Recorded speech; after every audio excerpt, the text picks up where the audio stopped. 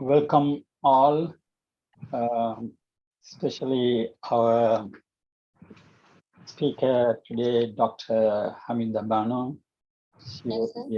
She has already presented in this forum, and her husband, I think for the first time we are seeing him, Jamali, and other friends, Dr. Velamal from India, Dr. Mahabubali from India, and also Soraya Dodman from Perth, and all the others who have been regularly participating.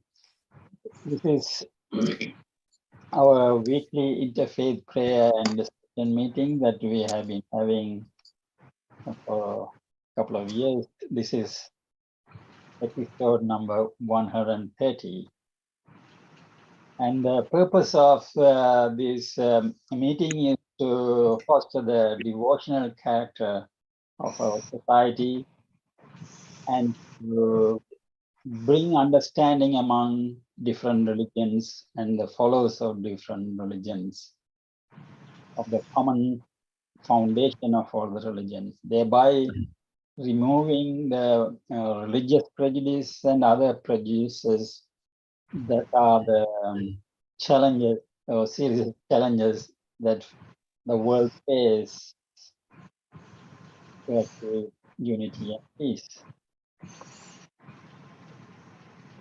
So now I call upon Colin Dixon to honor the indigenous people and the land. Thank you. I wish to acknowledge that the country upon which we live in my part of Sydney, Australia, was for many thousands of years cared for by the Gadigal and Bidjigal people. And if I may, I'd like to share an Aboriginal explanation of the meaning of country, because this is an acknowledgement of country. And there is a connection between country and being busy with responsibilities and mindfulness. And the following paragraph is from the book, From the Dreaming Path. Let me just see if you can see that. From the Dreaming Path.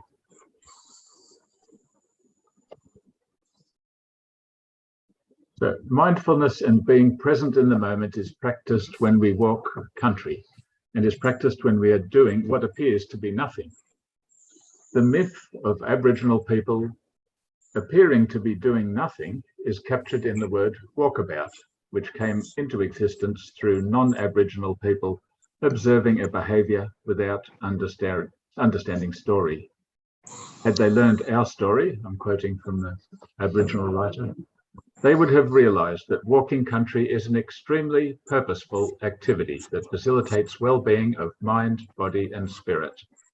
Had people understood our story, they would have realised that Aboriginal people carried out essential daily activities such as food gathering, preparing meals, eating and creating shelter in a way that ensured that there was always an abundance of time for sitting, teaching and nurturing relationships. Thank you.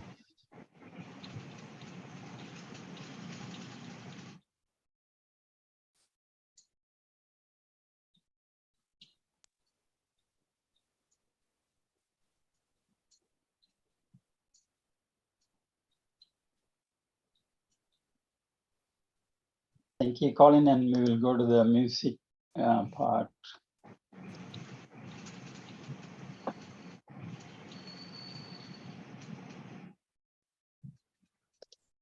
أعوذ بالله من الشيطان الرجيم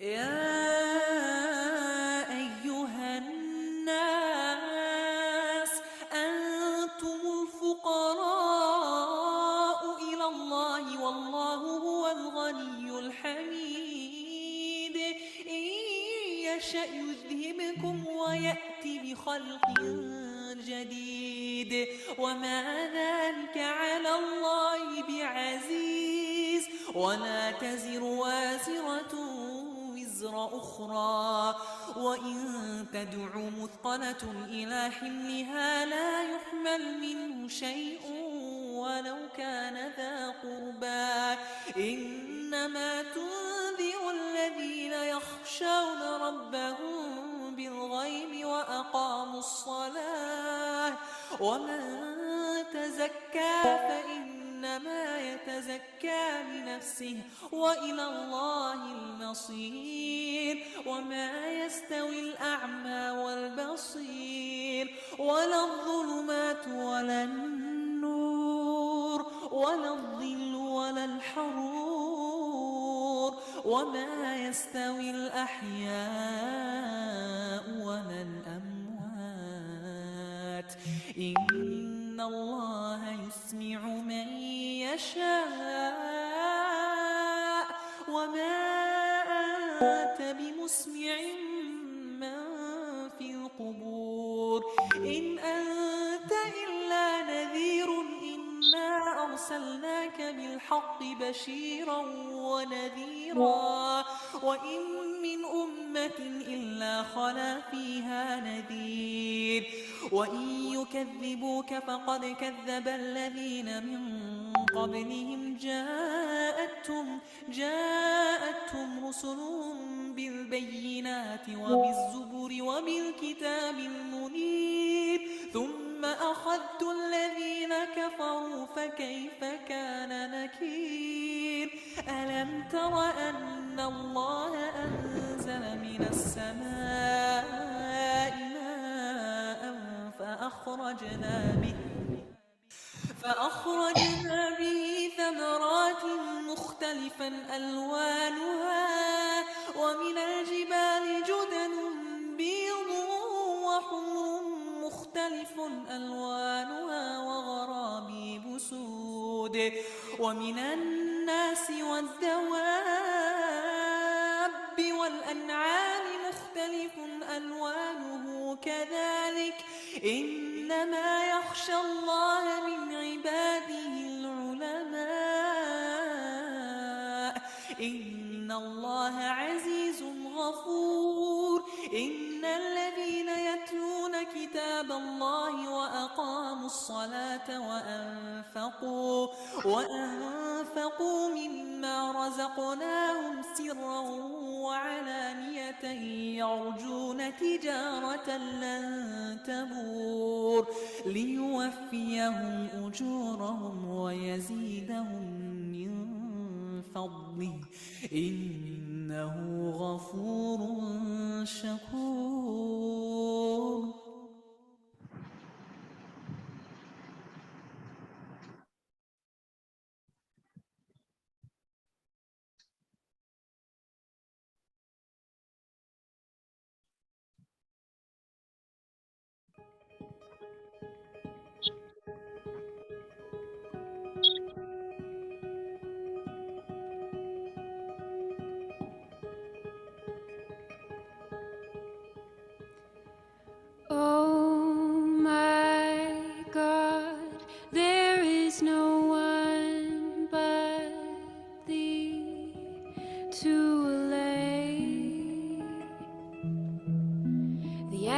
Of my soul, ooh.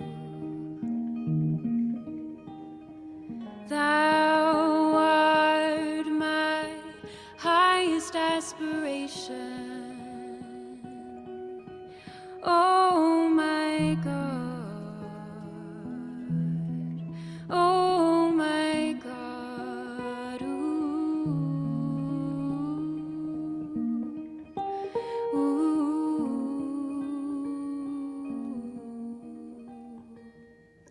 my heart is wedded to none save thee, and such I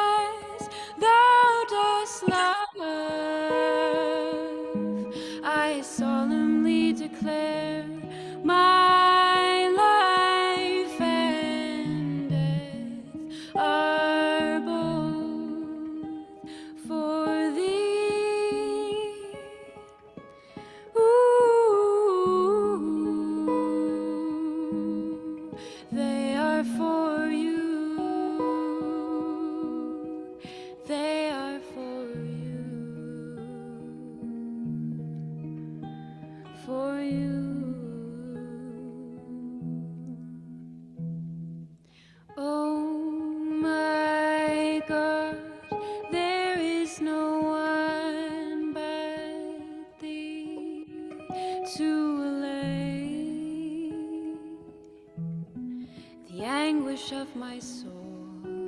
Ooh.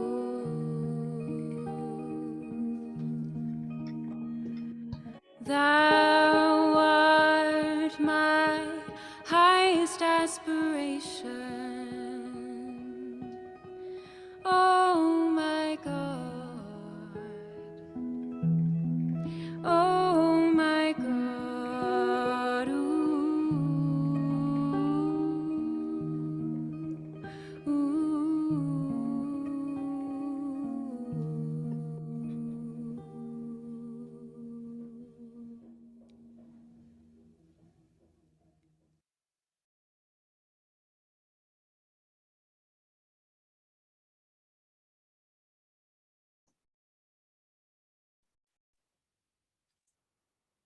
In thy esteemed letter, thou hast inquired which of the prophets of God should be regarded as superior to others. Know you assuredly that the essence of all the prophets of God is one and the same. The unity is absolute. God the Creator saith, there is no distinction whatsoever among the bearers of my message. They all have but one purpose. Their secret is the same secret, to prefer one in honour to the another, to exalt certain ones above the rest, is in no wise to be permitted. Every true prophet hath regarded his message as fundamentally the same as the revelation of every other prophet gone before him. If any man therefore should fail to comprehend this truth, and could consequently indulge in vain and unseemly language, no one whose sight is keen and whose understanding is enlightened would ever allow such idle talk to cause him to waver in his belief by high scriptures.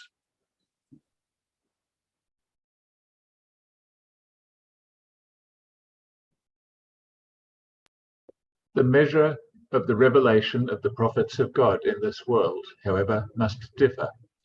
Each and every one of them hath been the bearer of a distinct message, and hath been commissioned to reveal himself through specific acts. It is for this reason that they appear to vary in their greatness. Their revelation may be likened unto the light of the moon that sheddeth its radiance upon the earth. Though every time it appeareth, it revealeth a fresh measure of its brightness, yet its inherent splendor can never diminish, nor can its light suffer extinction. The fundamental purpose animating the faith of God and his religion is to safeguard the interests and promote the unity of the human race. The religion of God is for love and unity. Make it not the cause of enmity or dissension. Religion is verily the chief instrument for the establishment of order in the world and of tranquility amongst its peoples. Religion, moreover, is not a series of beliefs, a set of customs. Religion is the teachings of the Lord God, teachings which constitute the very life of humankind, which urge high thoughts upon the mind, refine the character, and lay the groundwork for man's everlasting honor. The High Scriptures. We gave Moses the book and followed him up with a succession of messengers. We gave Jesus, the Son of Mary, clear signs and strengthened him with the Holy Spirit. Is it that whenever there comes to you a messenger with what ye yourselves desire not, ye are puffed with pride? Some ye called impostors, and others ye slay. The messenger believeth in what had been revealed to him from his Lord, as do the men of faith. Each one of them believeth in Allah, his angels, his books, and his messengers. We make no distinction, they say, between one and another of his messengers. And they say, we hear and we obey. We seek thy forgiveness, O Lord, and to thee is the end of all journeys. The Quran.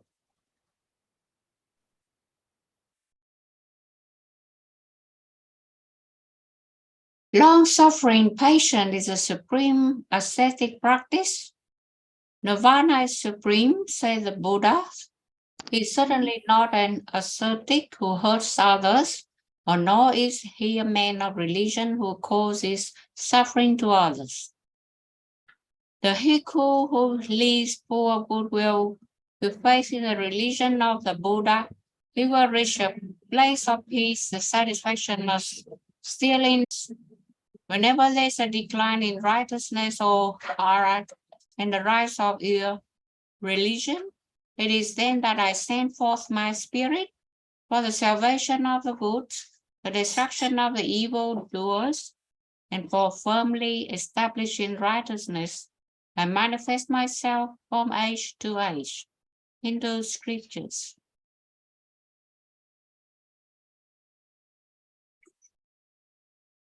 If any man among you seem to be religious, and bridleth not his tongue, but deceiveth his own heart, this man's religion is vain. Pure religion and undefiled before God and the Father is this: to visit the fatherless and widows in their affliction, and to keep himself unspotted from the world. I will not leave you comfortless. I will come to you. But when the Comforter is come, whom I will send unto you from the Father, even the Spirit of truth, which proceedeth from the Father, he shall testify on me. Nevertheless, I tell you the truth. It is expedient for you that I go away. For if I go not away, the Comforter will not come unto you. Howbeit, when he, the Spirit of truth, is come, he will guide you into the truth. He shall not speak of himself, but whatsoever he shall hear, that shall he speak.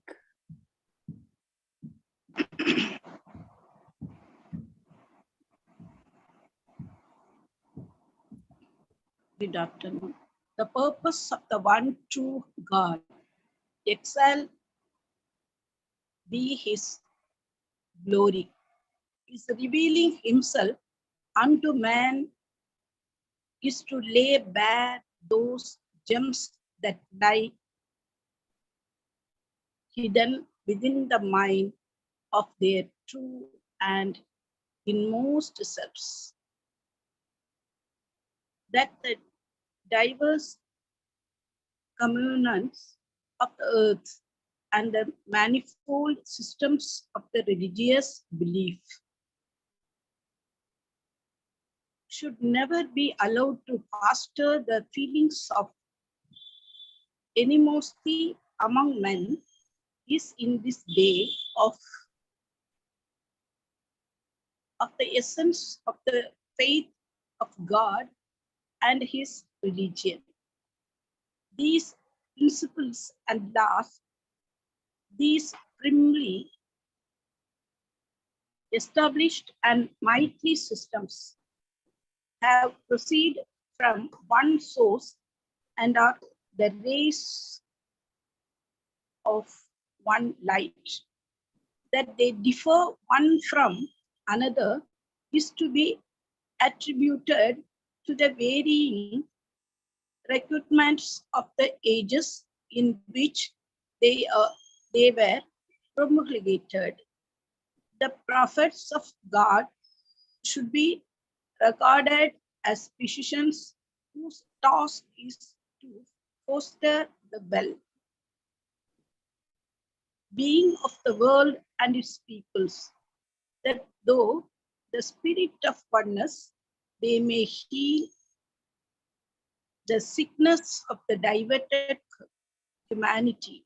Little wonder then if the treatment prescribed by the physician in this day should not be found to be identical with that which we prescribed before. How could it be otherwise when the ills affecting the sufferer necessitate the every stage of the sickness a special remedy? Thank you. The differences among the religions of the world are due to the varying types of minds.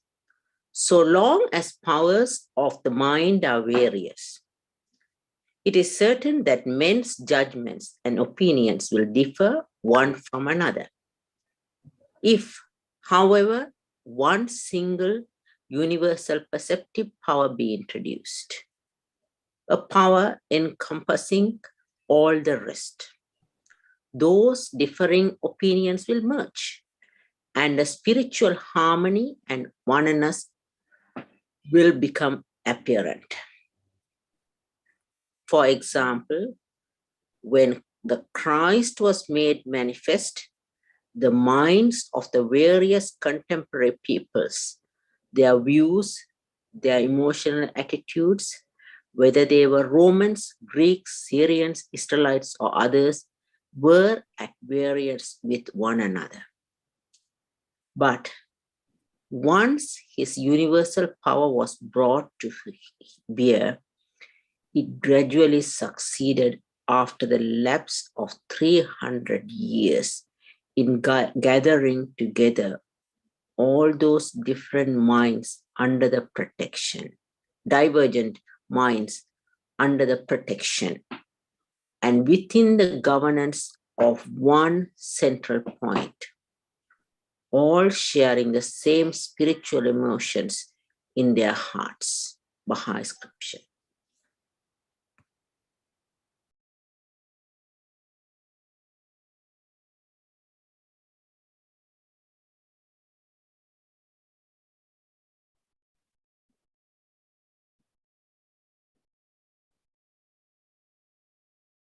Muhammad never fought against the Christians. On the contrary, he treated them with consideration and accorded them complete freedom. In Najran, there lived a community of Christians, and they were under his care and protection. Muhammad said, "Should anyone infringe upon their rights, I myself will be his enemy and will charge him before God."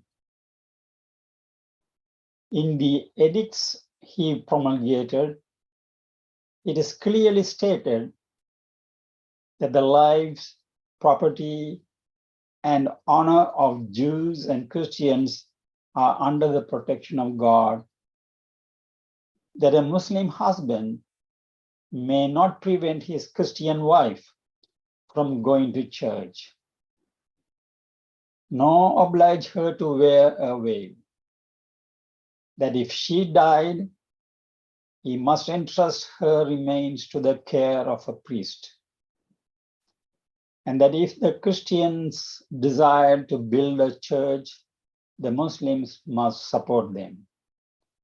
Furthermore, in time of war between Islam and her enemies, the Christians were to be exempt from fighting, unless they desired of their own accord to join and assist the Muslims in battle, in view of the protection they enjoy. In compensation for this exemption, they were to pay each year a small amount. In short, there are 7 lengthy edicts on these subjects, copies of some of which are to this day extant in Jerusalem. This is the very truth and not merely my own assertion. The edict of second Caliph is still in the custody of the Orthodox Patriarch of Jerusalem, and the matter is beyond doubt. Nevertheless, after a time, rancor and envy arose between Muslims and Christians, as transgressions were committed by both sides. Beyond this truth, whatever Muslims, Christians, or others may say is pure fabrication and proceeds from fanaticism, ignorance, or intense hostility. Abdul Baha.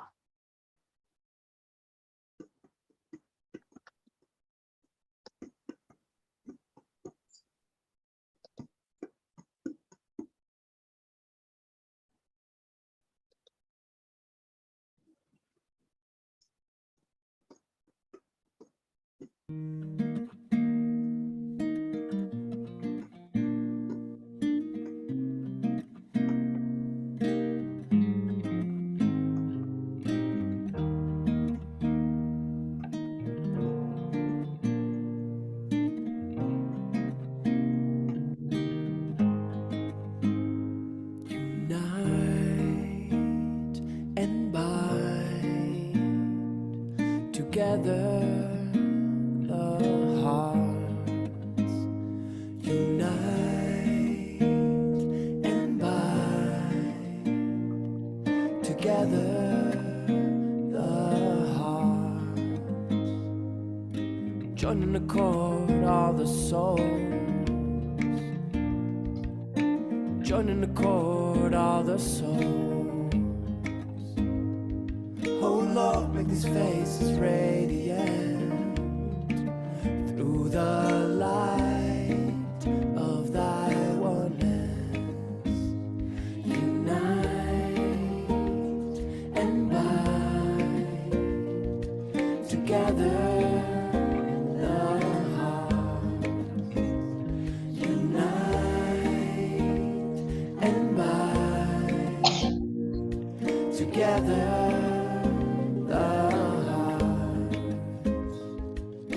Join in accord all the souls, join in accord all the souls. Oh Lord, make these faces radiant through the light of thy oneness. Unite and bind together.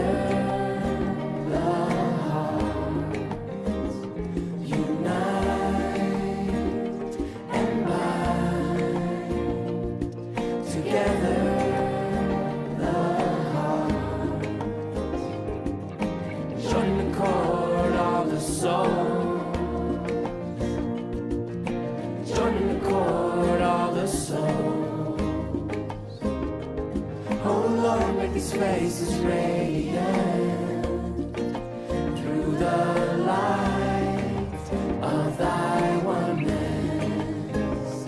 Unite and bind together the hearts. Unite and bind together.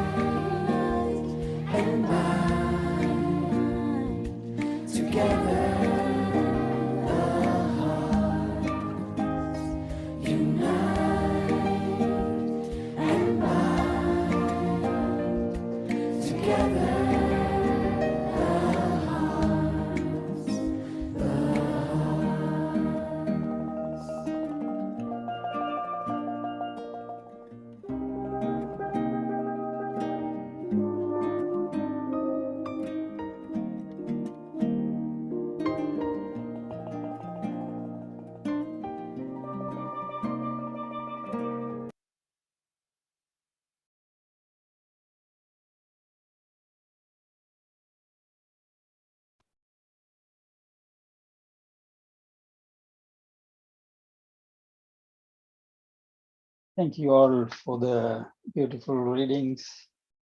And once again, I welcome those who have joined late. Padmaja Ilango, Balakrishnan, Dr. Shahin Banu, and Marina and Jiva and all. As at the beginning, I mentioned that there's a short video.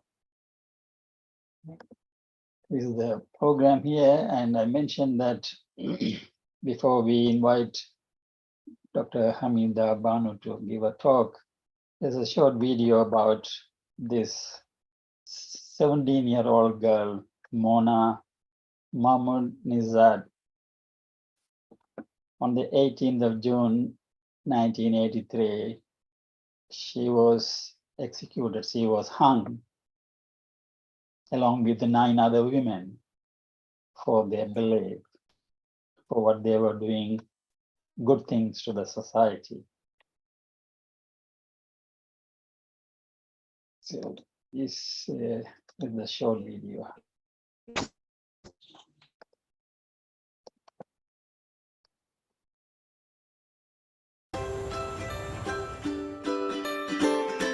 Yeah. Mona's story has had a profound effect on many people. One of these people, a composer and producer named Jack Lenz, asked me several months ago to write a song about Mona. Okay, let's come down. The whole Mona project, as we are now calling it, started with a song. Doug Cameron has been a very good friend of mine and a Baha'i friend through lots of different projects. And I asked Doug Cameron, when he was staying at our home here, if he would write a song about Mona, the youngest of the 10 women who had been killed in Shiraz. He readily consented, knowing that it would be a difficult task. The song was originally called Mona with the Children, and I felt that he had captured a great deal of the sort of spirit of this girl in the song.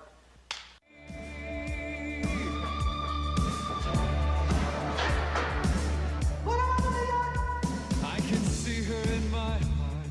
The whole world was falling apart. She said, this is where I've got to be. A captive in the light. A love that burns so bright. This is where I've got to be. When they asked her, she said, you can't break my heart. You can't take my faith away. And when they told her the price that she would pay, she said, take my life, take it all away.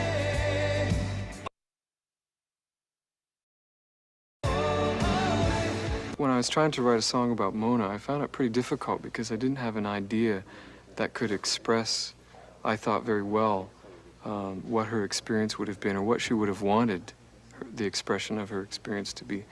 And then I got the idea of dancing and the idea that she was dancing and that we were dancing and that the world was dancing. And I found out later that when her sister went to visit her in the prison for the last time, Mona asked her sister to do her a favor, and that favor was that she would pray that Mona would go to her execution dancing. So I was pretty happy because this image dancing seemed so important to her in the song. Send your love to me. Send your love. Precious love. Dancing. Every precious moment will be free. Feels good.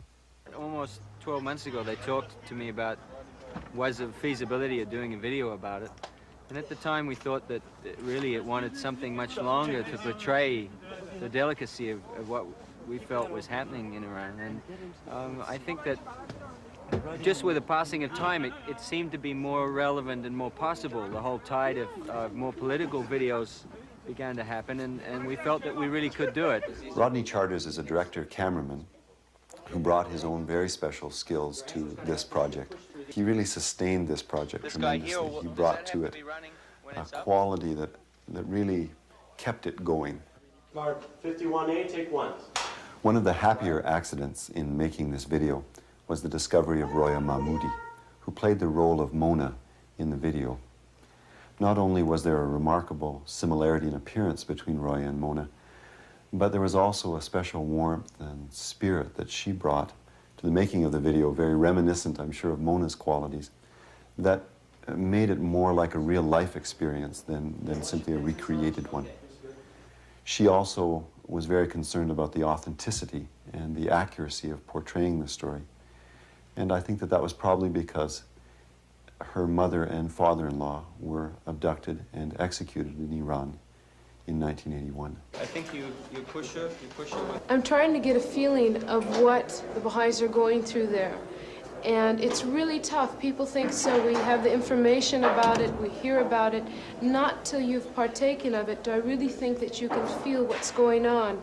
And I really feel that I've only gotten a glimpse of it, even though I've played out the role completely. What would go on in the mind of a 16-year-old, I don't know. Someone that fresh, someone who enjoys life that much. And yet Mona seems to be someone who is extraordinarily mature and very in tune with her beliefs and her understanding of what a human being is. Mona, like her father, had a deep love for the Baha'i teachings. She also loved to draw and to write poetry. When the guards came to arrest her mother asked, "Why are you arresting a 16-year-old child?" The guard showed her mother one of Mona's poems and said, "This isn't written by a child. This kind of poem could set the world on fire." Mona's mother was imprisoned for 5 months at the same time as Mona. And when she came into the prison, Mona took her aside and asked her to do something for her. She said, "Mother, don't treat me in any special way. I want you to show your love and affection to all these other prisoners so that they won't think that I'm lucky to have my mother here. I want you to be a mother to all of them, just like you would be to me."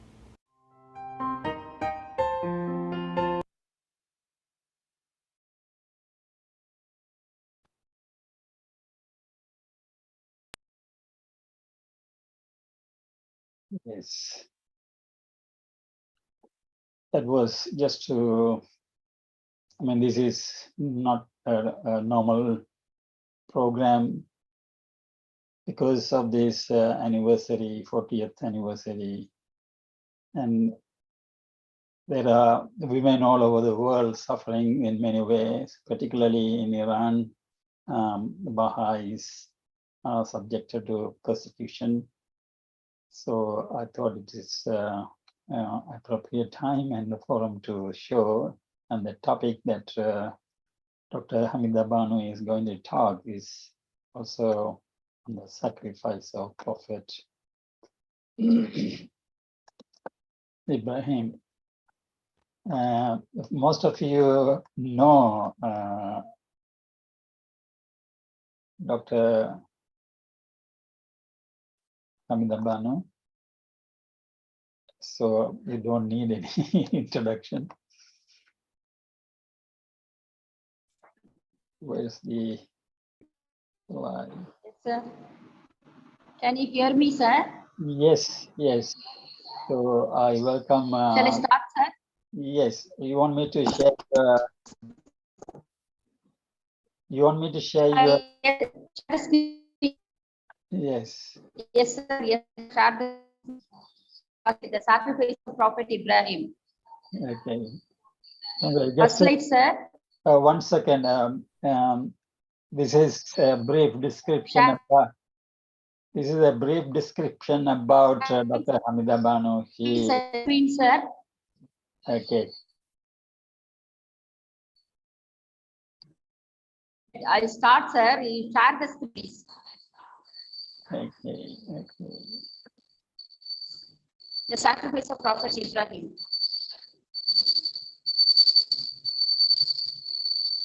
Yes. First slide, sir. Shall I start, sir? Yes, please. Yes. Yes.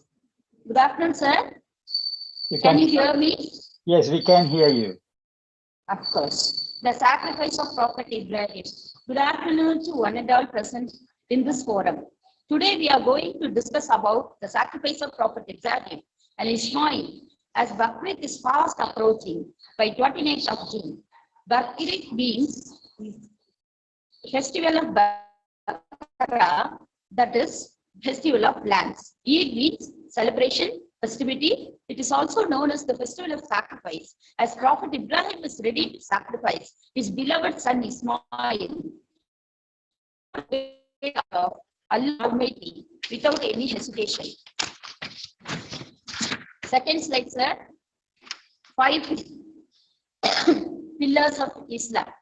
The 5 pillars of Islam are Kalima, that is La ilaha illallah Muhammadur Rasulullah, Namaz, prayer, 5% of the entire property for charity purpose, and finally performing Hajj, that is going to Mecca to visit Kaaba to perform religious rituals. Muslims around the world perform the Islamic rituals of Hajj, prayer, fasting, and zakat in the name of Allah subhanahu wa ta'ala. Next slide, sir. Building of Kaaba. Kaaba was built by Prophet Ibrahim alayhi salam. He is an exemplar for mankind because despite of severity of the challenges and trials he faced, he remained steadfast and kept his promises by fulfilling the commands of Allah. Next slide, sir. Friend of Allah. Due to his unflinching faith and sincere submission, he is also known as the friend of Allah, that is Ibrahim Khalilullah. To become a better person in today's world, we must know the stories from the lives of these messengers of Allah and to learn an understanding from the life and wisdom of those messengers. Next slide, sir. Life of Ibrahim. He was born to the famous idol sculptor Azar ibn Nahur and Maryam in the ancient city of Ur, Chaldea, now known as Babylon, Iraq. He grew up watching his father sculpting idols from materials such as wood or stone. During the years of birth of Ibrahim, people either worshipped the idols made of wood and stone or in the name of the planets, sun, moon, and stars. However, miraculously, at the very early age, Allah blessed him with wisdom and spiritual understanding. This made him question everything that he saw, and regardless of how much his father tried, explaining the holy child their faith. He never felt contented and satisfied down in his childhood. As started earlier, since at a very young age, Prophet Ibrahim used to question his father about idols. Despite the opposition of the young Prophet Ibrahim, called out to passerby and asked them, "Who will buy my idols? They will not hurt you, nor will they help you." He would then mock up the idols by forcing them to the people that there is no point in worshiping the gods and can't even defend themselves. On listening to this, Prophet Ibrahim's dad scolded his son to leave the house. In short, even after being born in a house of idol worshippers, he keenly searched for the true light and the real God throughout his childhood. One day, Allah granted him the blessing of becoming messenger and prophet of Almighty. Specific traits of Prophet Ibrahim: strong faith, humble, devotion, and dedication. Verse of Ibrahim in Quran. It's mentioned in 63 verses. Indeed,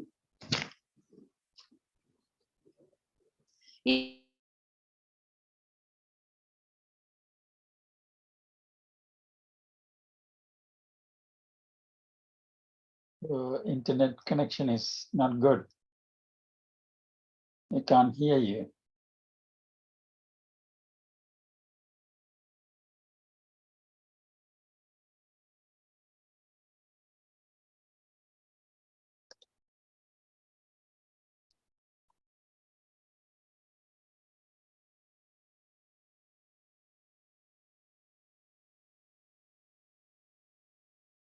Oh, we lost her. I think she will come back because once before also she left and came back.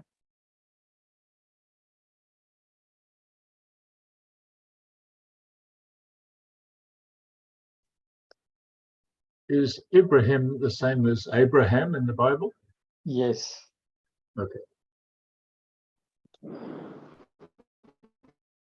Can you hear me, sir? Yes, I think your internet is not very strong, but we can hear you. You put the slide family tree, sir. Family tree. Family tree. After the verses. Family tree. Yes. According to Islamic history, he is known as the patriarch of Arab because of his firstborn prophet Ismail to his beloved wife, Lady Hajira.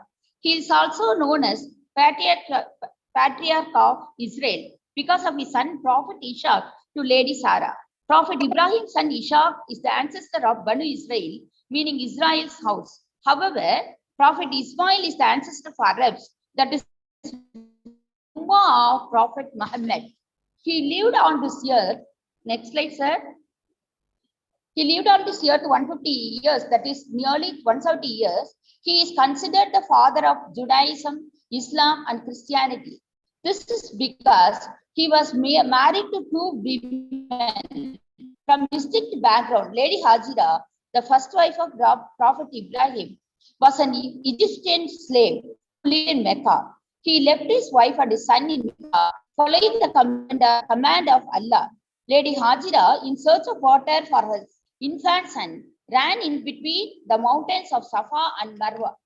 Angel Jibreel appeared and stuck his foot on the ground, resulting in the bursting of water. The eruption was such that Lady Hajira shouted, Zamzam, which means stop. However, by the time Ibrahim returned to Mecca, she passed away. From an earlier age, Prophet Ismail walked into his father's footsteps and was a devoted believer of Allah. Moreover, the name of Prophet Ismail mentioned 12 times in Quran. When he was an infant, the gift of Zamzam was given to satisfy his thirst. Prophet Ismail also willingly agreed to be sacrificed in the name of Allah. Even today, Muslims all over the world commemorate the Qurbani of Prophet Ismail and Ibrahim in the month of Dhul Hajj. According to the Quranic verses, Ismail played a significant role by helping his father in building Kaaba.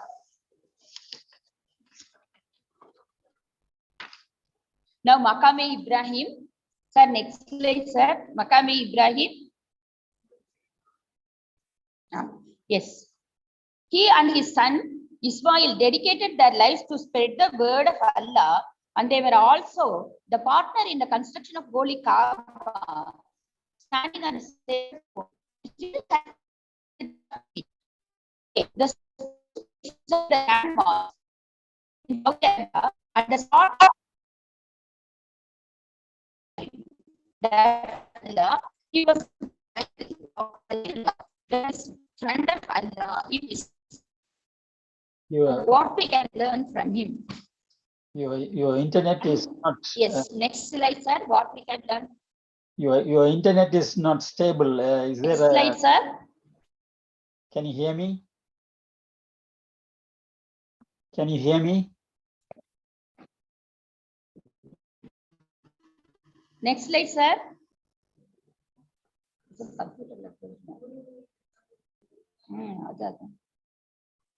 Sir, next slide. Yes. What can we learn from him? Allah tells us the prophets were the best of humankind, sent into the world to guide people back to Allah.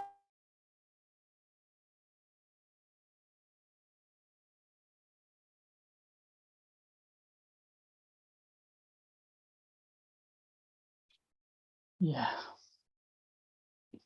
See, we lost her again. So what can we learn from him? Guiding people, worship of Allah, spiritual legacy, exemplary attributes.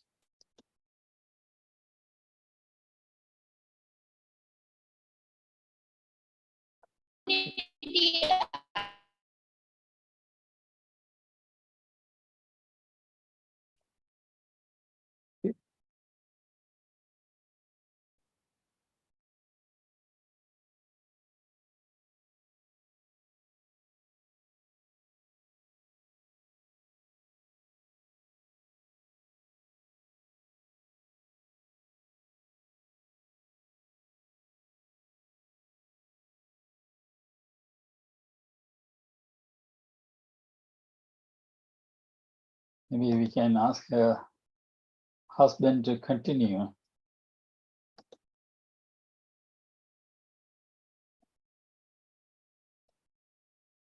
Is he there?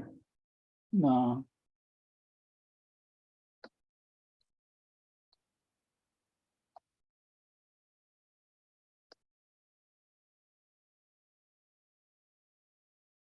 Okay, in the meantime, we can talk about Mona. Or is anyone who want to share something about Mona Muhammad Nijad? Oh, she's back. Yes. Replicated qualities.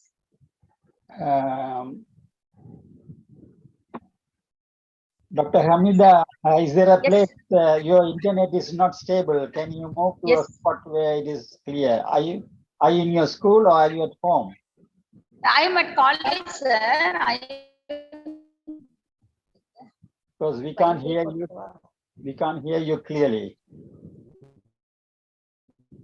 The voice is not clear, madam.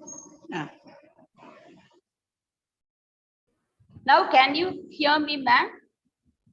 Now we can hear you, but sometimes it goes breaking. Yes, ma'am. Sir, replicated qualities of Ibrahim. Replicated qualities of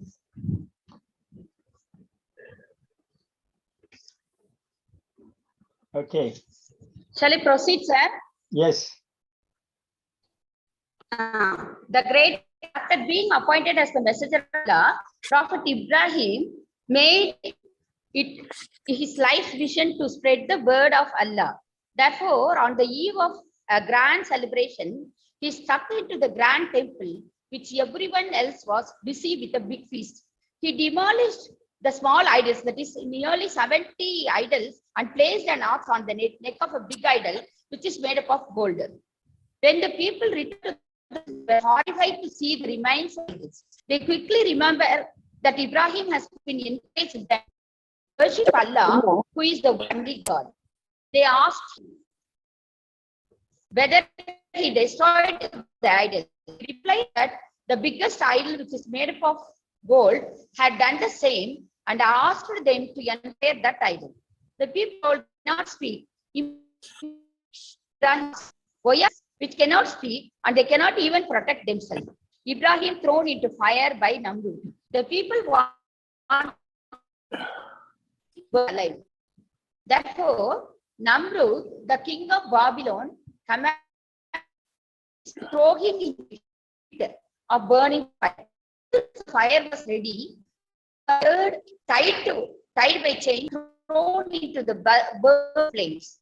That is, he prayed for the blessings of God, and by the orders of Allah, the fire miraculously cooled down, and he walked out unharmed, as if he is returning from the heavenly gardens. What was he known for in Islam? He is known for his strong faith, humble nature, devotion, and dedication. Next slide, sir.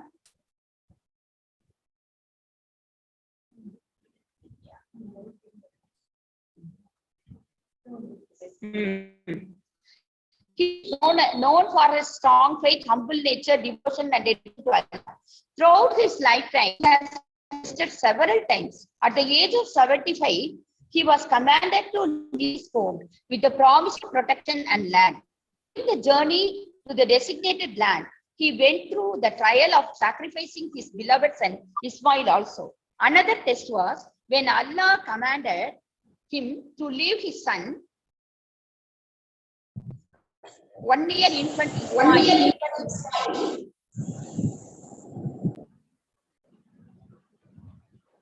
and his wife Hajira in between the mountains of Safa and Marwa in Mecca. He fulfilled this command and returned to Palestine for survival in the deserted valley, that is valley of Para. he had only given his son a little water and a bag of dates. This sacrifice led to the miracle of, that is, Zamzam well. Put a slide Zamzam well. He had only given his son a little water and a bag of dates. This sacrifice led to the miracle of the well of Zamzam, sprouting from dry and barren land, which is still now quenching the thirst of millions of pilgrims every year. Now, repeated qualities of Ibrahim.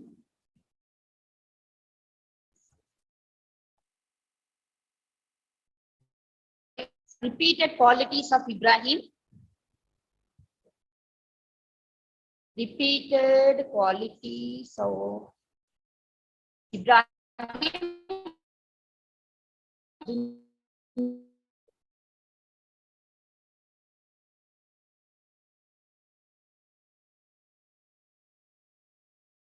I'll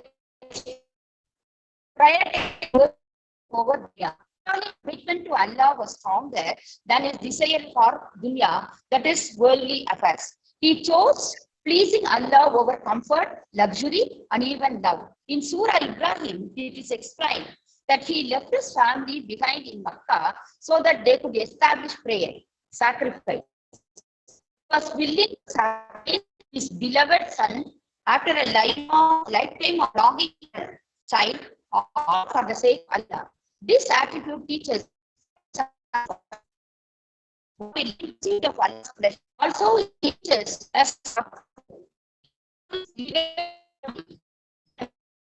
all people.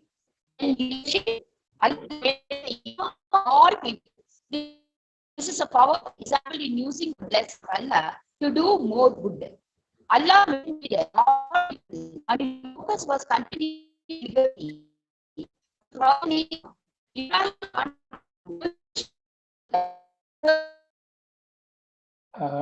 Dr. Hamida, I think once again we lost her. No, she's there. No, she's gone. She's gone. You see,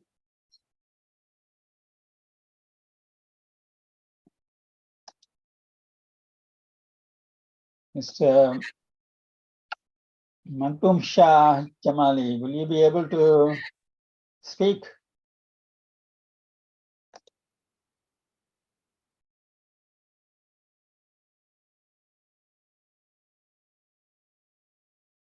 Okay. Yes. Can you hear me, sir? Replicated qualities of Prophet Ibrahim. I think it is. It's very difficult to follow you because it is breaking up. Is your husband able to speak? Yes, sir. Because we can't hear you properly, and it is not understandable for the audience because it is breaking up and then it drops off and coming back. Your internet is not stable. Oh. Unless you move to a place where it is stable. Whoa, I'll change my place, sir. Yes, and try. Yeah, otherwise it is not worth doing it. I think she now said. Can you hear me, sir? I have changed my place, sir. She said she changed the place. So yes, I have changed my place. Okay. Now can you hear me?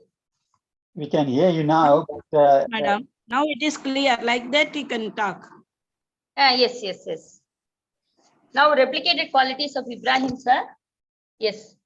Leadership. Allah made him the Imam of all people. This is a powerful example in using the blessings of Allah to do more good.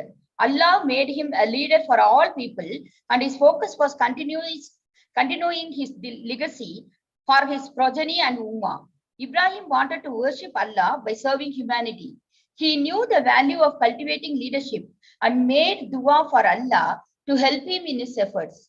He inspired others to continue good example, but also fulfilled his duty to his family, and therefore he was a man of balance, hospitality, and generosity. He exemplified the Islamic responsibilities of honoring the guest. He never ate food without sharing it with the guests, even if they are strangers.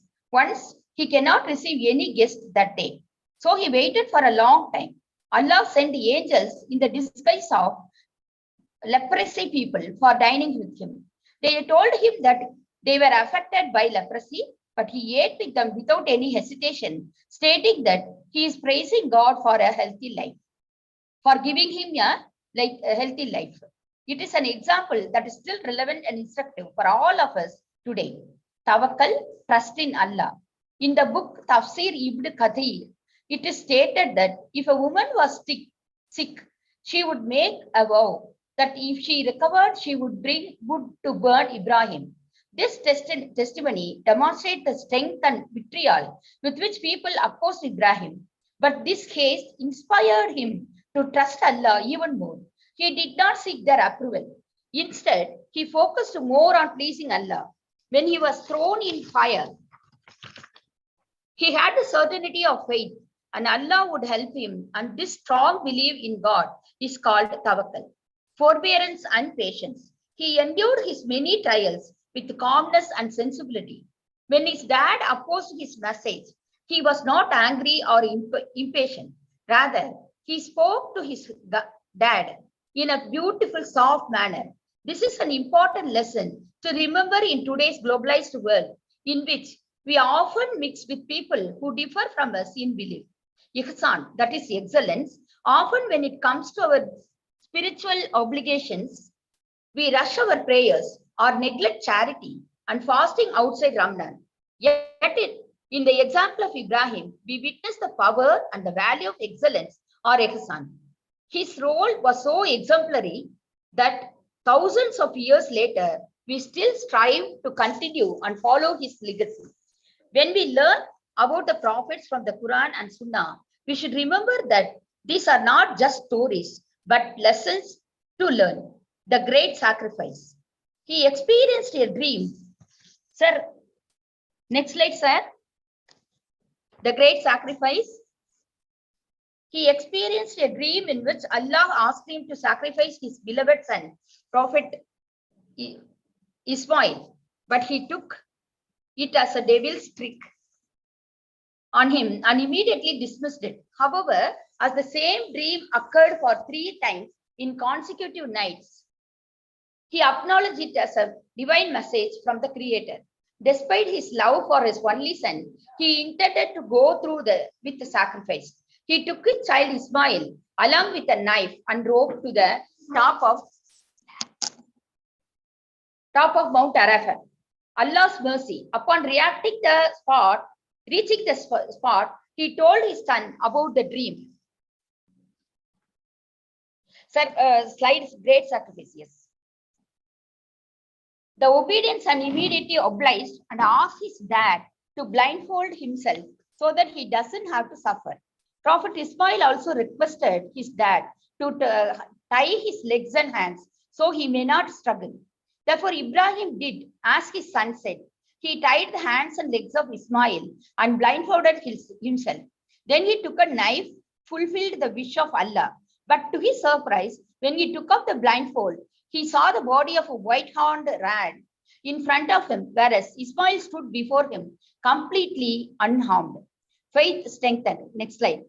However, Ibrahim thought he had failed the trial, but then he heard a voice that told him that he need not worry and Allah always look after his followers. This strengthened his faith.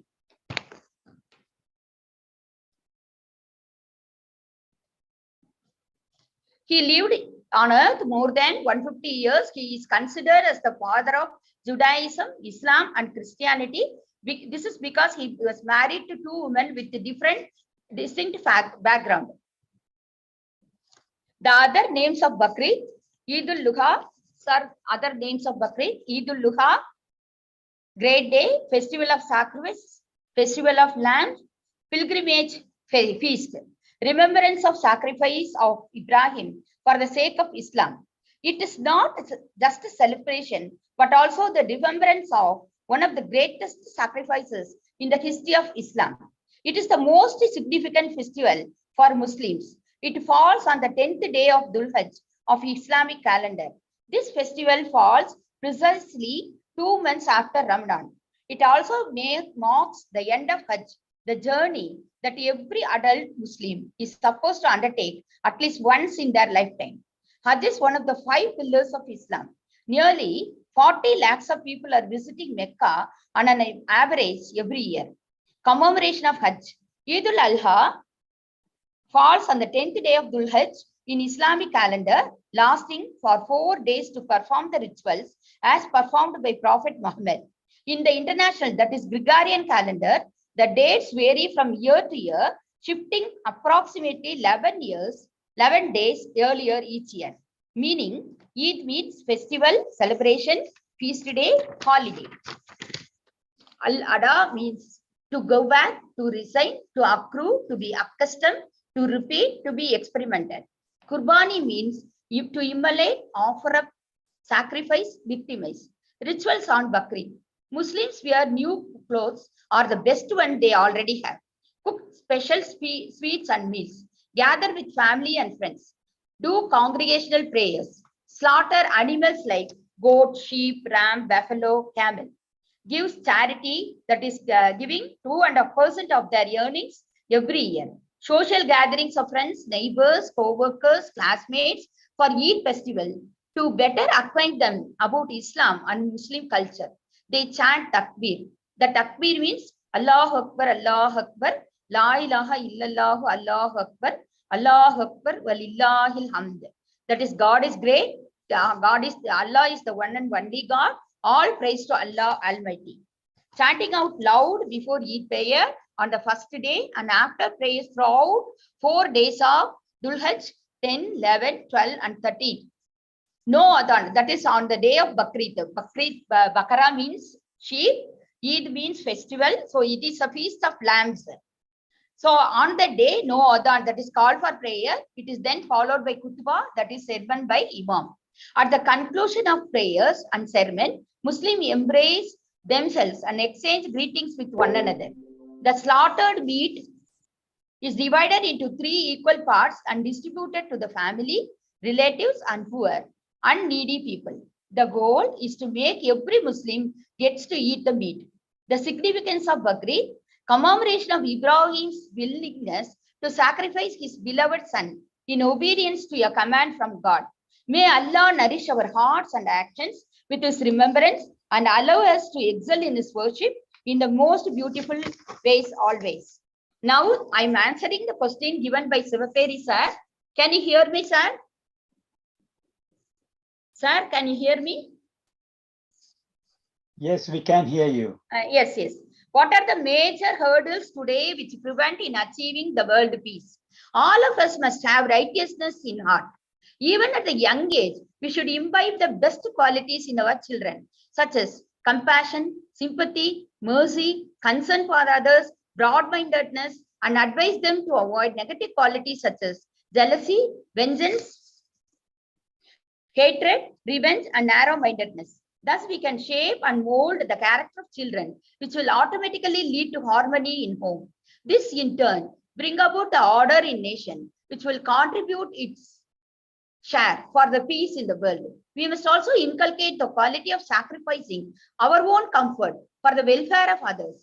For this, we must read and heed to the stories of prophets, saints, and great leaders who sacrificed their entire life for the welfare of the society. How do they affect the community you live? This is the second question put forth by our Sivaperi sir. In Quran, there is a saying, you should never eat when your neighbor is starving. This means not only we must satisfy their physical hunger, but also we must educate them spiritually so that they will live with peace and comfort. To bring about this, we can arrange congregational prayer and sermons. Also, we can conduct social gatherings to create awareness of social consciousness so that they can contribute their share for the welfare of the society. As a global citizen, everybody must become the socially responsible member of the society. Third question, to solve these problems, what can you do as an individual, community, or group of collaborators, and what we should do? To solve these problems, an individual must take care of his family members, relatives through awareness programs to maintain peace in our locality and solve local problems such as drainage, street lamps, celebrating local festival, etc. We can form and frame rules and regulations to keep our surroundings clean, as cleanliness is next to godliness. We can divide our community people into small groups who can perform duties cyclically. Each team will maintain their share for the welfare of the community, thereby for the society as a whole in the long run. They can visit old age home and orphanage to make others happy, as happiness is the only peculiar mass which multiply when we divide it. At this juncture, I want to quote the words of Dr. APJ Abdul Kalam. When there is righteousness in heart, there is beauty in character. When there is beauty in character, there is harmony in home. When there is harmony in home, there is an order in nation. When there is an order in nation, there is peace in the world. Thank you. Thank you very much, Dr. Hamida Bano. Thank you, sir. Yes, in spite of disturbance caused by Janet, we managed to share the teachings of Abraham and the sacrifice and the teaching for humanity that he gave. And also, you shared how to bring about peace.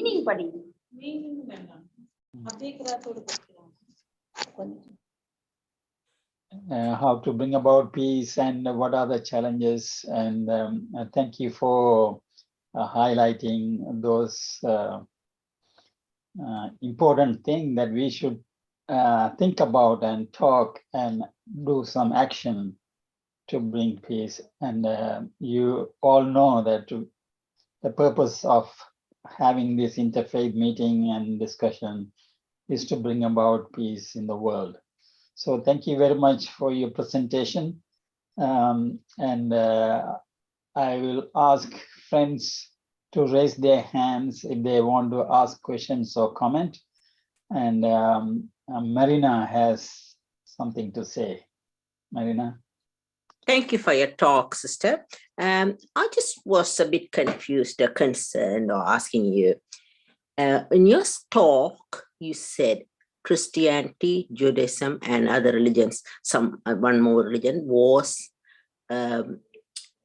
came out of Abraham. Does that mean you only have Old Testament and not New Testament? Because comparing my Bible, I'm a Christian, and your talk, it looks like this is more of on the Old Testament Bible. Do you have two books in your Islamic faith?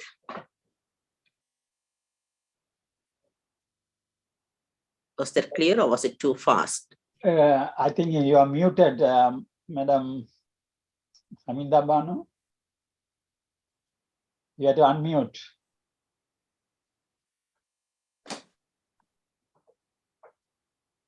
You have to unmute. Sir, in Christianity, two testaments are there, but in Islam, only one Quran alone, only one holy book. We are not having two books. Mm-hmm. More or less, the Old Testament of Bible is similar to Quran, but not the same. So about you the stories of, yeah, sorry, madam. Yeah. That is regarding the stories of prophets, Ibrahim, that is known as Abraham, Ismail, yes, Jibril, yes. Gabriel. In Christianity, that angel is called Gabriel. Now, we will tell Michael, but in Christianity, Michael. Mm. Yes. So the Old Testament are similar, but not the same. Right. Then in the also, thank you for that. And also in the Muslim, I have heard there's two different type of Islamic believers, Sunni and another one. I can't remember the name. Yeah, four divisions are there, madam, categories. That is Shia, Sunni, and then Hanafi, Shafi. That arises due to the four caliphs after Muhammad, Prophet Muhammad alayhi salam. we are having 4 caliphs. You would have heard of. Have you heard of that? No, I Abu only Bakr heard about radiallahu- 2 of them. Sorry, I only heard about 2 of them. Abu Bakr radiallahu, Umar radiallahu, Uthman radiallahu, and Ali radiallahu. 4 caliphs ruled after Muhammad, the Saudi Arabia. Okay. So all the people, those who are following each Khalifa, they are divided into 4 categories. That is Shia, Sunni, Hanafi, and Shafi. The Quran is the same. The prayer timings are the same, but some slight differences in prayer habits. That's all. And you normally, especially Friday is taken as a special day where you give a lot of time for praying. In some countries, the businesses are all closed. Is there something that is in your Quran? Special. Yes, ma'am. The many important happenings happened in Quran on Friday only. That is why it was given the specific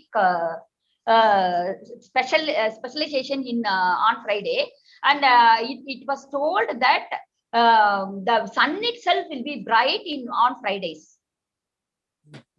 The rays of sun itself will be bright on those days. I have seen that, ma'am.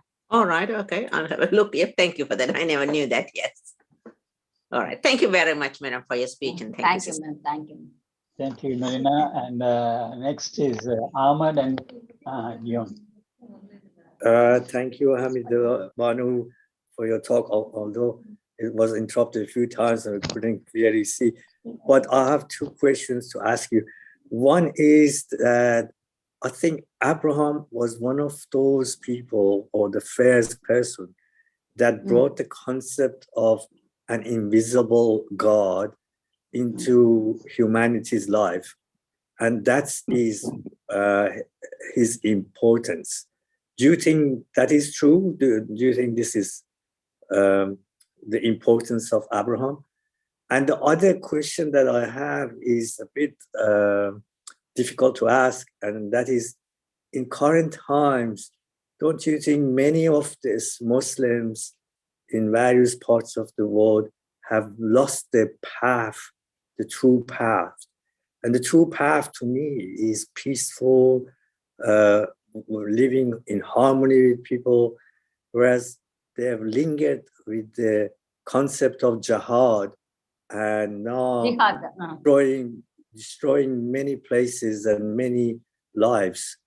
I'd like to hear from you on these 2 concepts. Okay, sir. You are asking about jihad, isn't it? Sacrificing our own life for the sake of religion, isn't it? The first. Am I right? Well, first, sir, Sivaperi, sir, please tell me the first thing. Please explain me the first thing. Maybe I should go one by one. The first one was that Abraham is important in religious concepts because he was the initiator of the concept of an invisible God that mankind could grasp it and understand. And that is Abraham's importance in religious concepts. Do you agree with that sort of belief? To my knowledge, Abraham is the exemplary prophet that is given to our Ummah by Allah. And I have told you his specific traits and qualities. No, the repeated qualities of Abraham. That is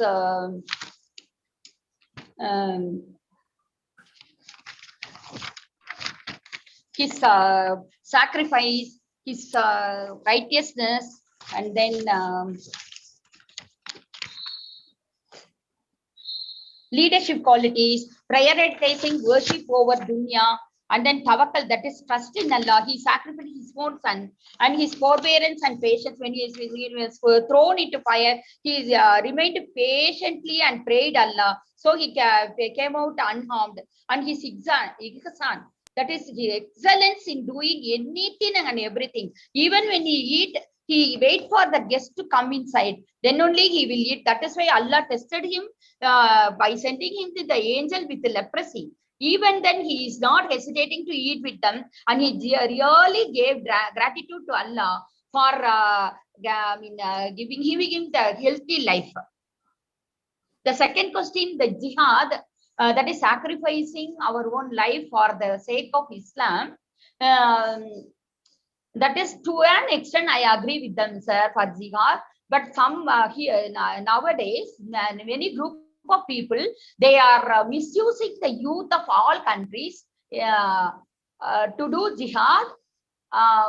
But that type of jihad, I do not agree. Well, so does some of these areas, like for example, Afghanistan or yes. I don't want to mention the name of those countries. Of course, Afghanistan and Pakistan. Yeah, and then maybe Indonesia, a lot of bombings and things like that. Yes. A lot of Muslims have lost their path, the true path, which is peace and harmony. And they use this concept of jihad that is in Islam in a wrong way nowadays. They kind of misused it because the concept of jihad does not mean going and destroying places and houses and bombing Buddhist statues or bombing, restaurants and things like that. So what can we do that to get these concepts out of the life of Muslims? Yes, we should preach patience and forbearance, and we should tolerate others. That's what the tolerance itself is just declining day by day, sir. That's what people nowadays, they don't have the tolerance quality, and they should forbear. Islam never preaches about abusing other religion. We should tolerate and we should forbear the others' religious faith also. We should follow that this lakum deenukum waliyadeen. Our faith is for us, the others' faith is for them. Yeah, tolerance is very important. Tolerance. To teach that in our lives. Thank you. Yes, sir. This is my opinion, sir. Thank you very much, and thank you, Ahmed, for the beautiful questions. Now, Yung, please unmute and make your. Thank you, Shiva. Thank you, everyone. Thank you, Doctor. My question is, at that Abraham time, did we have a society, community with jail, like Long Bay jail nowadays?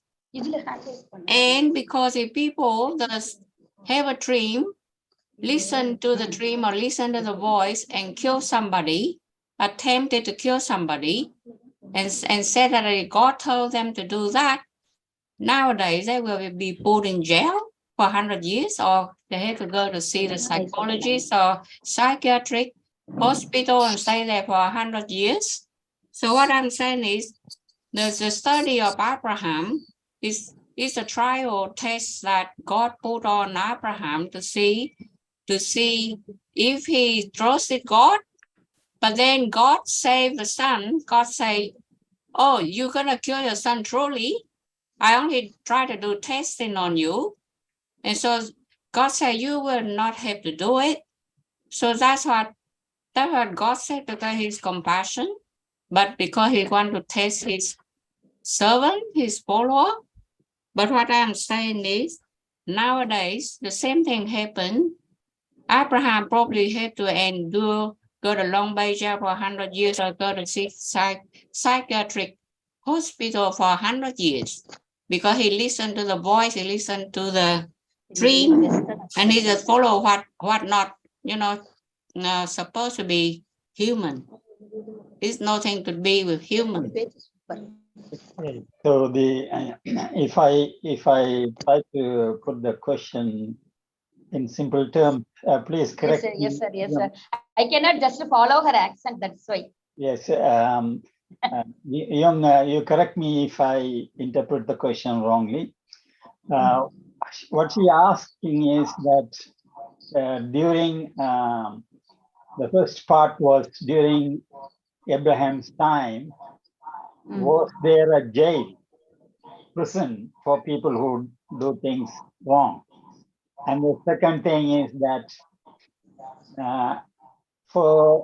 if he had a dream, God asked him to kill his son, and if he goes to kill his son, in these days, is it applicable?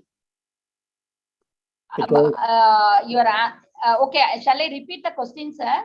yes. In this modern era, if the principles speech by Ibrahim applicable, right?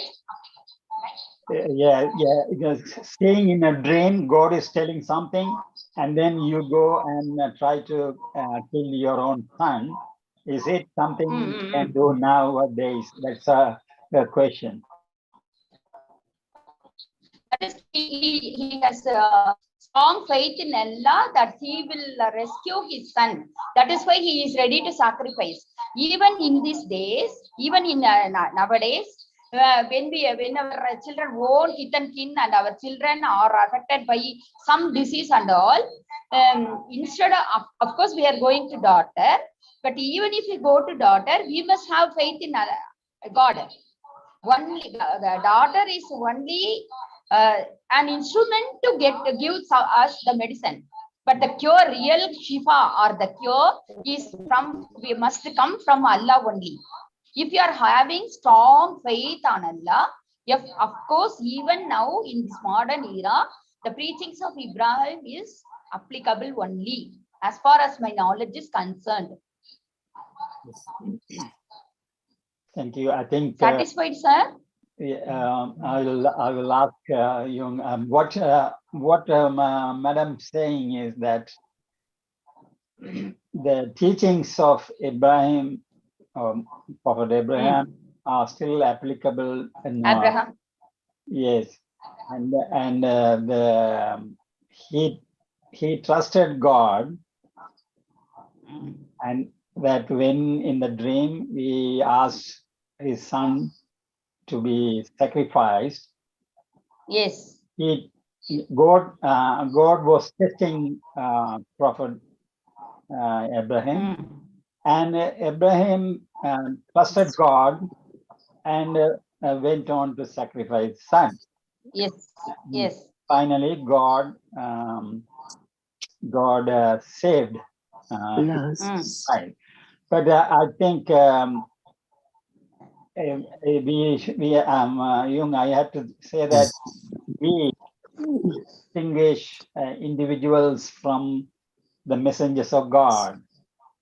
Now, yeah, you are right. If I say that I had a dream and it said that God asked me to go and kill Mr. A, and then I go and kill or try to kill, and can't escape from so yes, you are right in that sense. Thank you. But you see, the question is, God didn't communicate to Abraham for 40 years after that. So what I mean, the story applies nowadays. The person will go to jail for 100 years and God will not talk to him for 40 years. That's in the time of Abraham. God did communicate with him for 40 years after whatever that God told him to do, according to what one of the reading that they told us. Sir, ma'am, I'll answer you in another way. That is, God has stopped communicating to the prophets with Muhammad alayhi salam himself. He is the last messenger of God. Now, after some time, Isa alayhi salam will come. That is, the resurrection of Jesus will happen. Then only we can directly communicate with God. But only through our action, through our strong faith, we can just we can have strong faith in God. We cannot just communicate with God except the specific messengers of God created specially for spreading Islam. No, I'm talking about the Bible here. I'm Catholic, and I said what Abraham probably about 60 years old at the time that God asked him to kill his son because his son looked like 20 years old. So Abraham about 60, and another 40 years, God not communicated with him, means he end up 100 years. And then he ended up 100 years not talking to God and probably died shortly after that. So he didn't see God at all. He didn't go to heaven either. We don't know. Okay. Maybe if you have, Madam Hamida, if you have any comments, you can. Otherwise, we can go to the next question.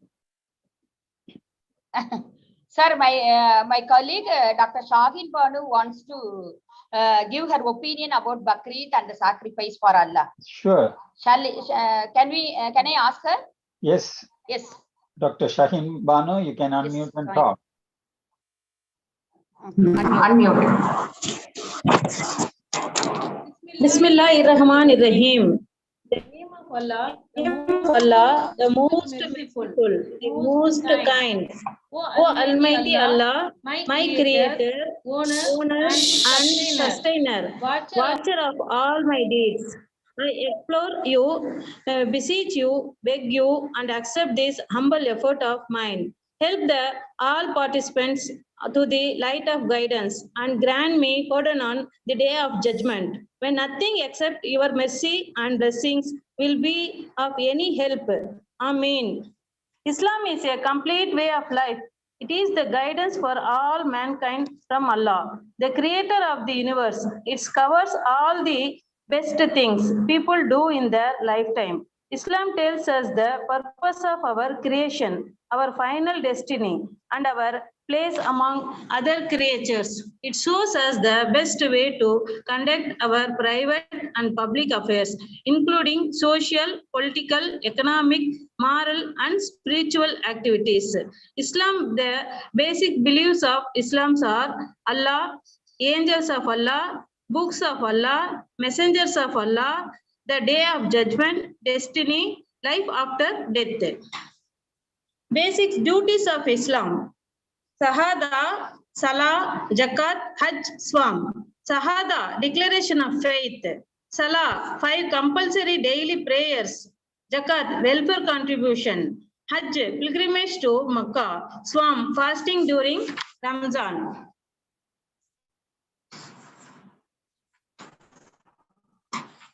Hajj. Hajj is the 5th pillar of Islam. It is a visit to Al-Kaaba, the Muslims who can make the journey. It's performed during the period from 8th to 13th May, 13 to Dhul Hajj, the 12th month of the Islamic calendar. The occasion may rightly be called the annual International Muslims Assembly. During the Hajj, Islamic Brotherhood becomes particularly Okay, I think Dr. Shaheen, your internet evident and can be temporary, disappear, and bond of faith is uppermost. Everyone has the same and status in the house of Allah. Hajj is the number of important rituals associated with including putting on ihram, going around. Can you hear me, Dr. Yes, sir. Shaheen? Yes, sir. I think we had a presentation by Dr. Haminda Banu some time back about Prophet Muhammad and principles of Islam. So thank you very much. And maybe in future you can give a presentation if you don't mind. If you have a specific answer. More points. No. See, I want to add some more points to my presentation. That's all. Yeah, your internet is not clear, and we cannot listen clearly. Okay. So he had problem listening, and when you are saying something too much, it is difficult to gather. Anyway, thank you. If you have any answers to any specific questions, you are most welcome to answer those questions. Thank you very much. And Yes, and we have Soraya. You can You can Yes, question or please. I just wanted to know what is the meaning of Qayamat? Qiyamah. What is the meaning of Qiyamah? What is the meaning of Qiyamah?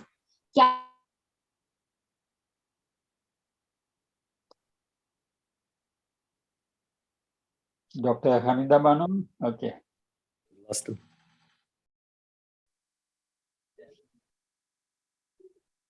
And my second question. Good days and bad days. Each and every organ of our body will answer what are all the our good deeds and bad deeds performed us during the life in dunya, that is in this world. We need not to speak through our tongue. Our every organ will speak about the deeds performed in dunya. Moreover, Sorry, it's not clear. Your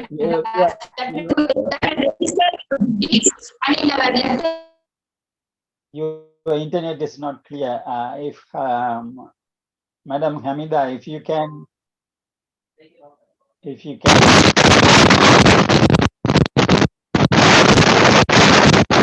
No. I think they are too close to each other. That's why there is interference between Yes, maybe you can come, Dr. Shaheen, you can come to, you can exit and come to Hamida's phone, and then you can. They should come together in one is. Yeah, I think Hamida Banu's it is clear. Okay, Marina has to leave. Thank you, Marina. And so the question was, what is Qayamat? Is it? Yes, and the answer is not clear. Okay. And another question I want to ask, what is the two blast which is given in Quran, when it will happen? What is the two? Blasts, according to Quran, it will happen at the time of Qayamat. At the time. That's the trumpet, the blowing of the trumpet. Yes. Oh, I see. Okay. It's the same in Islam. They're saying that when Qiyamah comes, before it, there is a blowing of the trumpet. Did you hear the question?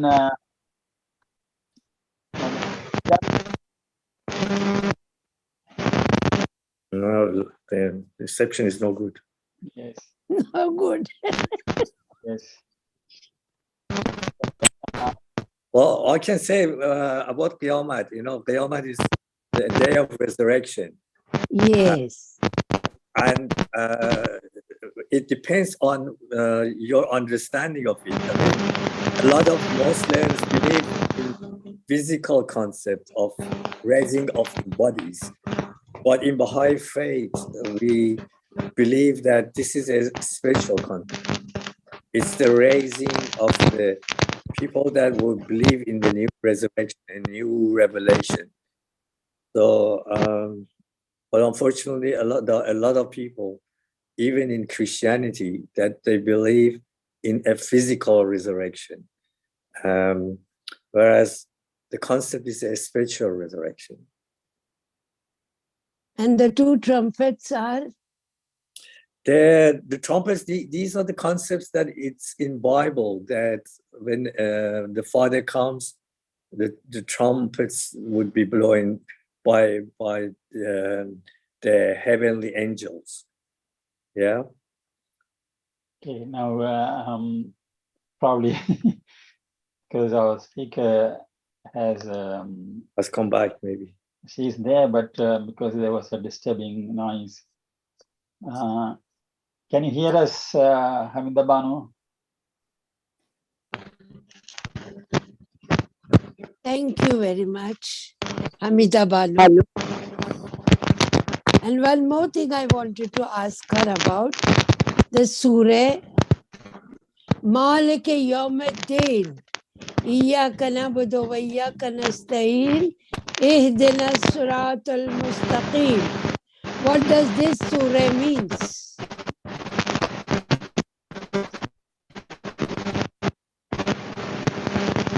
the reception is bad. Something is gone wrong. Maybe outside. Mr. Ahmed, you're from which place? I'm from Sydney. Very Okay. I think, sorry, we can have this dialogue outside the meeting. The Hamida Banu, the internet is not that clear. Do anyone want to ask any other question or comment on the Mona's story? Otherwise, we can close the meeting. Oh, that was a great sacrifice that she made. And there are many martyrs in different religions that give their life and flourish the faith of theirs. And in Baha'i faith, I think Baha'u'llah has said the flourishing of faith depends on giving of the blood sacrifice towards God. So, a number of Baha'is have sacrificed their lives. 40 years ago. Mona was, yes, 40 years ago. On that day, they killed 10 young women just because they were teaching children concepts of faith. Their sin was only the faith. Faith. And in those religious courts, they're requesting to deny your faith. And in Baha'i faith, denying your faith is forbidden. So obviously Mona wasn't able, because of her belief, to recount. Thank you. And I think Robert wants to say something. When we received a copy of Doug Cameron's music at the National Office, we weren't aware about the background of it at the time, but we couldn't help dancing to the music. We're actually dancing around National Office to that music. Wow. When was that? When was that? Which year? In the 80s. Wow. After it was written, and then, as I say, we got the CD, and it was so upbeat, the music, you couldn't help dancing, not dance. Yes. Mona with the children. Yes. But what was touching to me when I was listening to that particular, how they made the video. Yes. I learned quite a lot from that. One was that when the guards went to arrest her, and the mother was asking, why are you arresting a child? And then the guard showed a poem written by Mona. Yes. And he says, look at this. This is not a poem by a child. So that means she had the wisdom or knowledge of a higher standard. And the other one was her mother was also in the prison with other 9 or 8 women. Oh, most of them were very young, 24, 25 and things like that. And she calls her mother to her side and she was telling her mother, don't treat me with any special treatment. Treat me like everyone else here. So that was again something very, I mean, this is a mother and a 16-year-old or 17-year-old girl. Normally, she wants comfort, she wants consolation, especially from a mother, but she is giving advice to her mother that she should treat everyone the same. And also, Mona was the last one to be executed. Yes. They kept asking you to deny your faith after every execution, and she was the last one to be executed. Yes. Yes. So she specifically stated that I want to be the last so that I can pray for the others when they are being hung. And so much of qualities that is very, very unusual for and also about the dance, they said that they did some research on this before they made the video, and they said that the last time her elder sister was visiting her in the prison, she said, you do me a favor, you pray so that I can go to this execution dancing happily. So they included that aspect of dance in their music video. Now, the sad thing is that in recent times, I think a few years back, the authorities of the Iranian regime, in order to hide their crime, they have now destroyed the site of the burials of these ladies and have constructed buildings on top of it. It's so sad. Yes. Thank you. And Hamida Banu, are you still there? Do you want to make any comment? Otherwise, we can close the meeting. Are you there? Hello? She is muted. Yes, I'm asking her to unmute. Yeah, do you want to say anything, Hamida Banu? She's gone. No, she's there. Okay. Hello? She is not there. She's gone, it seems. She's gone. There is a screen which says Hamida Banu Sharfuddin.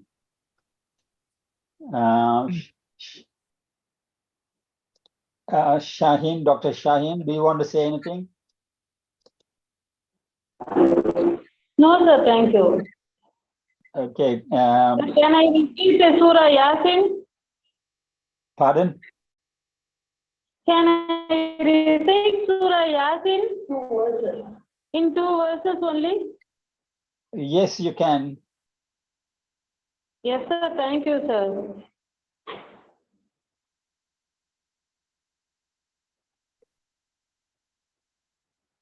Bismillahirrahmanirrahim.